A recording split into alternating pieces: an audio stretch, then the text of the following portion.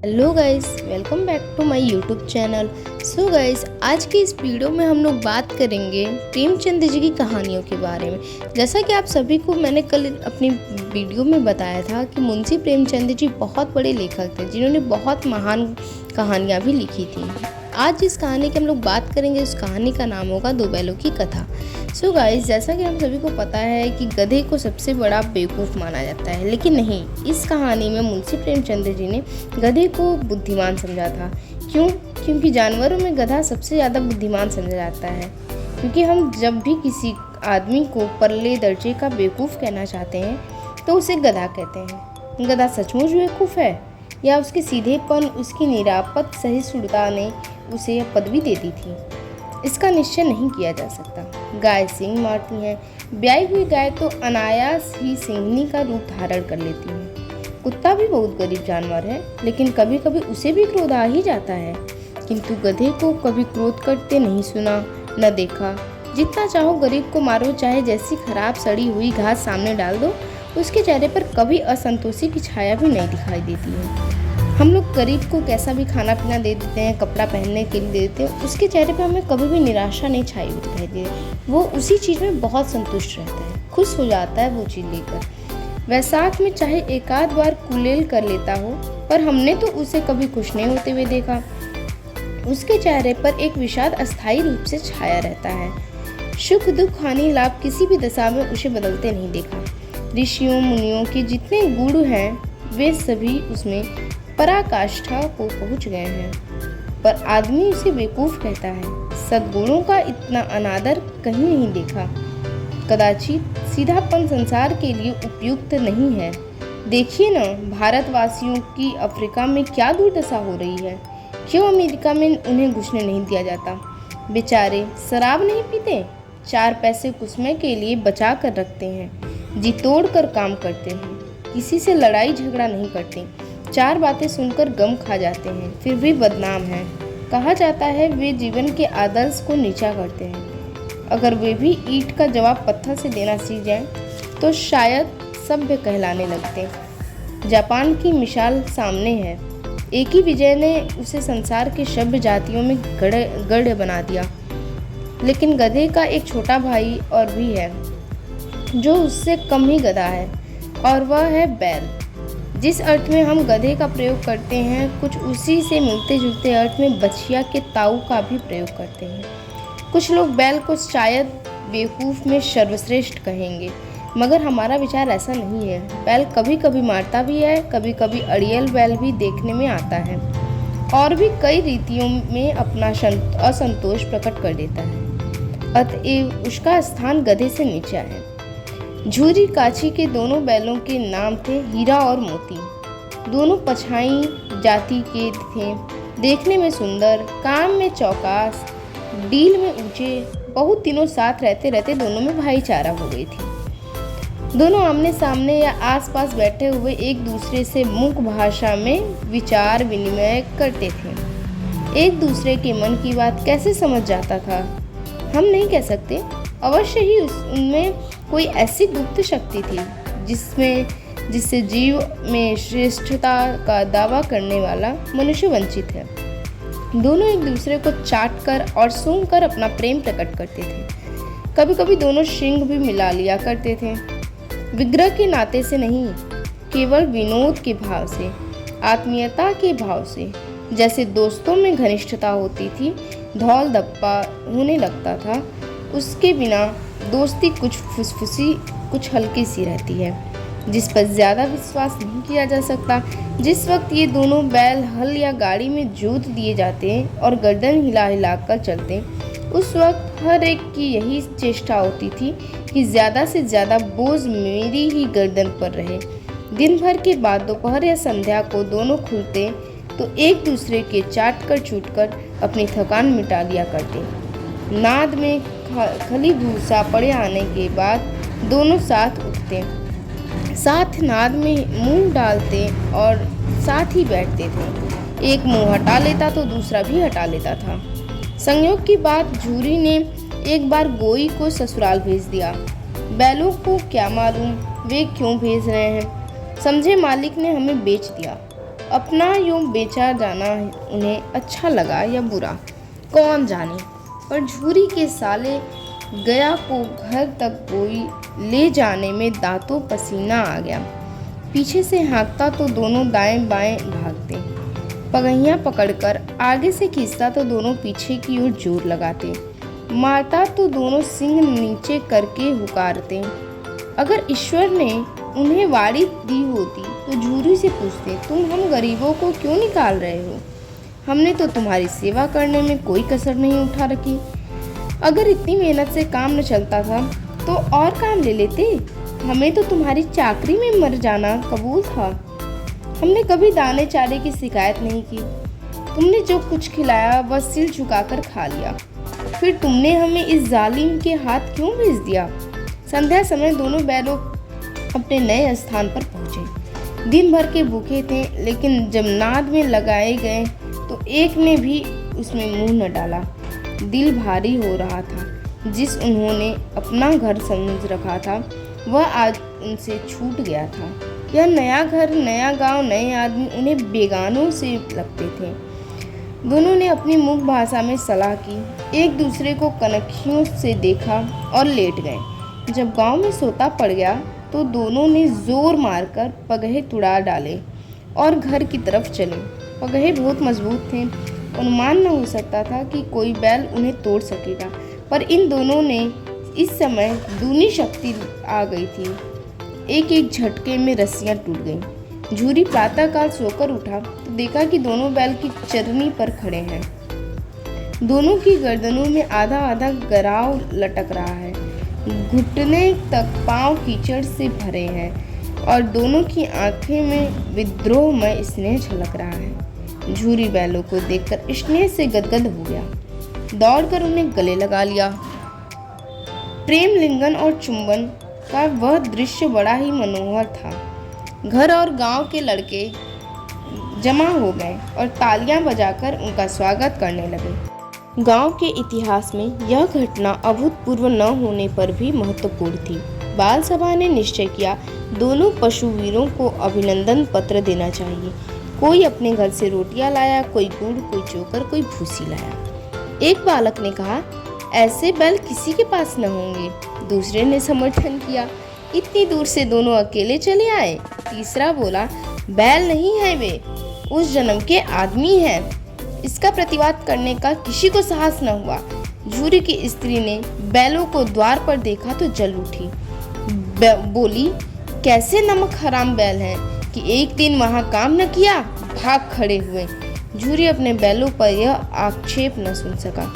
नमक हराम क्यों है? चारा दाना न दिया होगा तो क्या करते? स्त्री ने रोब के साथ कहा, बस तुम ही तो बैलों को खिलाना जानते हो, और तो सभी पानी पिलाकर रखते हैं। झूरी ने चिढ़ाया, चारा मिलता तो क्यों भागते? स्त्री चिढ़ी, भागे इसलिए कि वे लोग तुम जैसे बुद्धुओं की तरह बैलों को सहलाते नहीं, खिलाते हैं तो रगड़ कर जोतते भी हैं। ये दोनों ठहरे कामचोर भाग निकले वहां से। अब देखूं कहाँ से खली और चोकर मिलता है। सूखे भूसे के सिवा कुछ न दूंगी, खाएं चाहे मरे। वही हुआ। मजूर को कड़ी ताकीद कर दी गई कि बैलों को खाली सूखा भूसा दिया जाए। बैलों ने नाद में मुंह डाला तो फीका फीका, न कोई चिकनाहट न कोई रस। खाएं तो क्या खाएं? आशा भरी आंखों से द्वार की ओर ताकने लगे। झूरी ने मजूर से कहा, थोड़ी सी खली क्यों नहीं डाल देता बे? मालकिन मुझे मार ही डालेगी। चुरा कर डाला? न दादा, पीछे से तुम भी उन्हीं की सी कहोगे। दूसरे दिन झूरी का साला फिर आया और बैलों को ले चला। अब की उसमें दोनों को गाड़ी में जोता। 2-4 बार मोती ने गाड़ी को सड़क की खाई में गिराना चाहा, पर हीरा ने संभाल लिया। वह ज्यादा सहनशील था। संध्या समय घर पहुंचकर उसने दोनों को मोटी रस्सियों में बांधा और कल की शरारत का मजा चखाया। फिर वही सूखा भूसा डाल दिया। अपने दोनों बैलों को खली चुनी सब कुछ दी। दोनों बैलों को ऐसा अपमान कभी न हुआ था। झूरी इन्हें फूल की छड़ी से भी न छूता था। उसकी टिटकार पर दोनों उड़ने लगते थे। यहाँ मार पड़ी आहत सम्मान की व्यथा तो थी ही, उस पर मिला सूखा भूसा। नाथ की तरफ आंखें तक न उठाई। दूसरे दिन गया ने बैलों को हल में जोता, पर इन दोनों ने जैसे पांव न उठाने की कसम खा ली थी। वह मारते मारते थक गया, पर दोनों ने पांव न उठाया। एक बार जब उस निर्दयी ने हीरा की नाक पर खूब डंडे मारे तो मोती का गुस्सा काबू के बाहर हो गया। हल लेकर भागा। हल, रस्सी, जुआ, जोत सब टूट ठाट कर बराबर हो गया। गले में बड़ी बड़ी रस्सियां न होती तो दोनों पकड़ाई में न आते। हीरा ने मुख भाषा में कहा, भागना व्यर्थ है। मोती ने उत्तर दिया, तुम्हारी तो इसने जान ही ले ली होती। अब की बार मार पड़ेगी, पड़ने दो। बैल का जन्म लिया है तो मार से कहाँ तक बचेंगे। गया 2 आदमियों के साथ दौड़ा आ रहा है, दोनों के हाथों में लाठियां हैं। मोती बोला, कहो तो दिखा दूं कुछ मज़ा, मैं भी लाठी लेकर आ रहा है। हीरा ने समझाया, नहीं भाई, खड़े हो जाओ, मुझे मारेगा तो मैं भी 1-2 को गिरा दूंगा। नहीं नहीं, हमारी जाति का यह धर्म नहीं है। मोती दिल में ऐंठ कर रह गया। गया आ पहुंचा और दोनों को पकड़कर ले चला। कुशल हुई कि उसने इस वक्त मारपीट न की, नहीं तो मोती भी पलट पड़ता। उसके तेवर देखकर गया और उसके सहायक समझ गए कि इस वक्त टाल जाना ही मसलत है। आज दोनों के सामने फिर वही सूखा भूसा लाया गया। दोनों चुपचाप खड़े रहे। घर के लोगों भोजन करने लगे। उस वक्त छोटी सी लड़की 2 रोटियां लिए निकली और दोनों के मुंह में देकर चली गई। उस एक रोटी से इनकी भूख तो क्या शांत होती, पर दोनों के हृदय को मानो भोजन मिल गया। यहाँ की किसी सज्जन का वास है। लड़की भैरों की थी, उसकी माँ मर चुकी थी। सौतेली माँ उसे मारती रहती थी, इसलिए इन बैलों से उसे एक प्रकार की आत्मीयता हो गई थी। दोनों दिन भर जोतते जाते, डंडे खाते अड़ते, शाम को थान पर बांध लिए जाते और रात को वही बालिका उन्हें 2 रोटियां खिला जाती। प्रेम की इस प्रसाद की यह बरकत थी कि 2-2 गाल सूखा भूसा खाकर भी दोनों दुर्बल न होते थे, मगर दोनों की आंखों में रोम रोम में विद्रोह भरा हुआ था। एक दिन मोती ने मुख भाषा में कहा, अब तो नहीं सहा जाता हीरा, क्या करना चाहते हो? एक आध को शींगों पर उठाकर फेंक दूंगा, लेकिन जानते हो वह प्यारी लड़की जो हमें रोटी खिलाती है उसी की लड़की है जो इस घर का मालिक है। यह बेचारी अनाथ न हो जाएगी तो मालकिन को न फेंक दूं। वही तो उस लड़की को मारती है, लेकिन औरत जात पर सिंग चलाना मना है, यह भूले जाते हो। तुम तो किसी तरह निकलने ही नहीं देते। बताओ, तुड़ाकर भाग चले। हाँ, यह मैं स्वीकार करता हूँ, लेकिन इतनी मोटी रस्सी टूटेगी कैसे?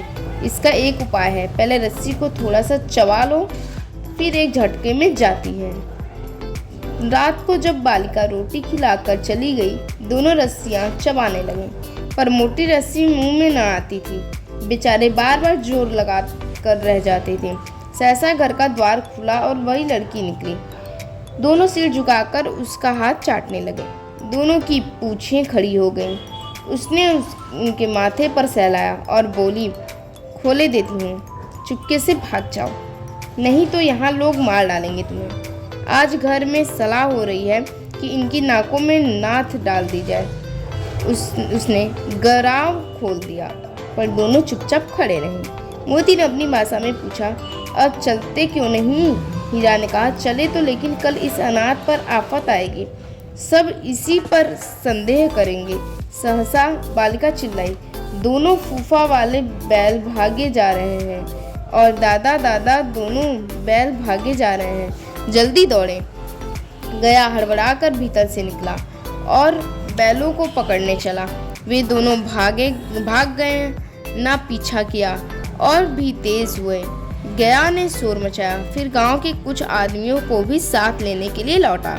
दोनों मित्रों को भागने का मौका मिल गया था, सीधे दौड़ते चले गए, यहाँ तक कि मार्ग का ज्ञान न रहा। जिस परिचित मार्ग से आए थे उसका यहाँ पता न था। नए नए गांव मिलने लगे, तब दोनों एक खेत के किनारे खड़े होकर सोचने लगे, अब क्या करना चाहिए। हीरा ने कहा, मालूम होता है राह भूल गए, तुम भी बेतहाशा भागे, वही उसे मार गिराना था। उसे मार गिराते तो दुनिया क्या कहती। वह अपना धर्म छोड़ दे, लेकिन हम अपना धर्म क्यों छोड़ें। दोनों भूख से व्याकुल हो रहे थे। खेत में मटर खड़ी थी, चढ़ने लगे, रह रह कर आहट लेते थे। कोई आता तो नहीं है। जब पेट भर गया तो दोनों ने आज़ादी का अनुभव किया तो मस्त होकर उछलने कूदने लगे। पहले दोनों ने डकार ली, फिर सींग मिलाए और एक दूसरे को ठेलने लगे। मोती ने हीरा को कई कदम पीछे हटा दिया, यहाँ तक कि वह खाई में गिर गया। तब उसे भी क्रोध आया, संभल कर उठा और फिर मोती से मिल गया। मोती ने देखा खेल में झगड़ा हुआ चाहता है तो किनारे हट गया। अरे यह क्या, कोई सांड डॉकता चला आ रहा है। हाँ, सांड ही है। वह सामने आ पहुंचा। दोनों मित्र बगले झांक रहे हैं। सांड पूरा हाथी है, उससे भिड़ना जान से हाथ धोना है, लेकिन न भिड़ने पर भी जान बचती नहीं नजर आती। इन्हीं की तरफ आ भी रहा है, कितनी भयंकर सूरत है उसकी। मोती ने मुख भाषा में कहा, बुरे फंसे, जान बचेगी, कोई उपाय सोचो। हीरा ने चिंतित स्वर में कहा, अपने घमंड में भूला हुआ हूँ। आरजू विनती न सुनेगा, भाग क्यों न चले।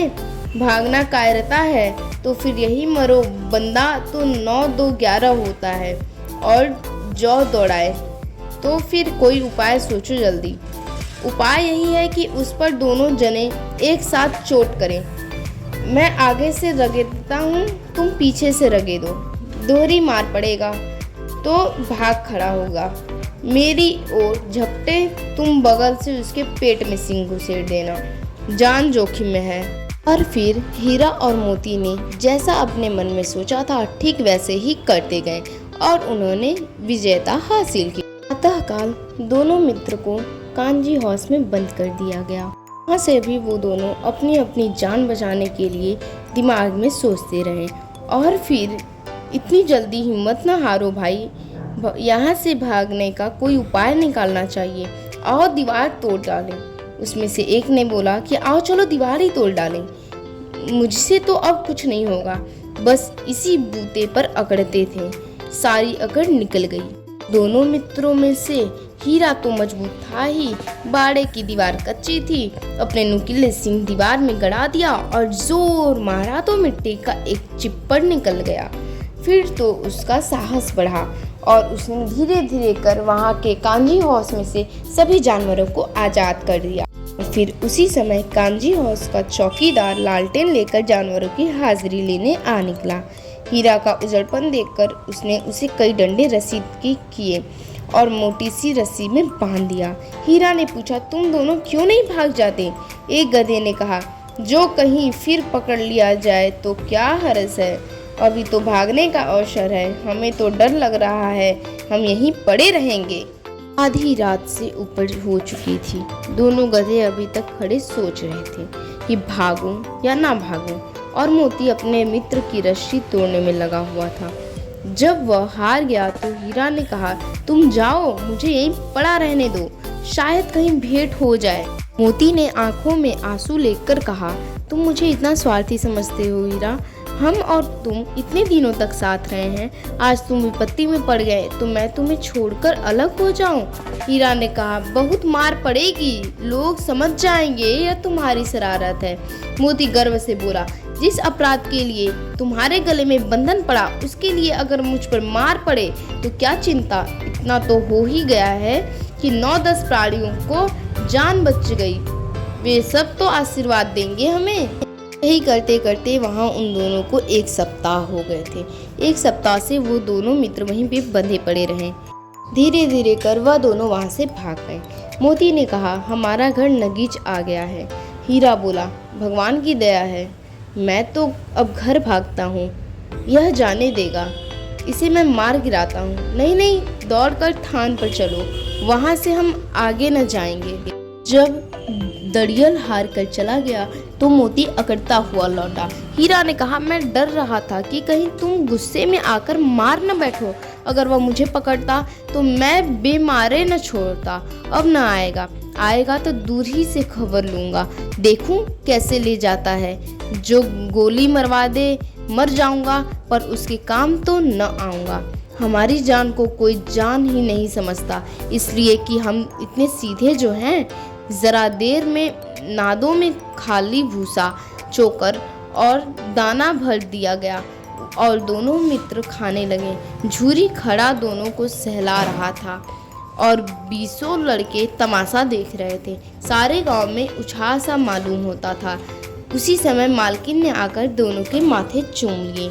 गाइस, इस कहानी से हमें यही शिक्षा मिलती है कि दोस्ती चाहे कितनी ही न सदियों से पुरानी हो जाए, लेकिन हमेशा एक सच्चा मित्र ही अपने मित्र के काम आता है। तो guys, thanks for watching my videos.